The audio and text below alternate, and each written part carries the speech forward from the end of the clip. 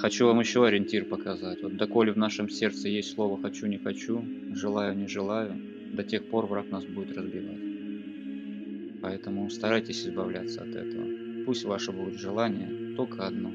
Господи, аще есть воля Твоя святая, да будет тако, или да будет тако. Как Ты хочешь, так и будет со мной. Я Тебе полностью доверяю.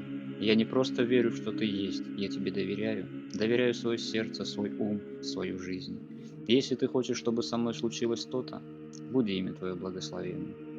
Если Ты хочешь, чтобы я в ад сошел, паки буди имя Твое благословенно. Если хочешь, чтобы я спасся, и тогда, Господи, буди имя Твое благословенно. Вот именно вот это Господь от нас ждет, чтобы мы научились доверять Ему.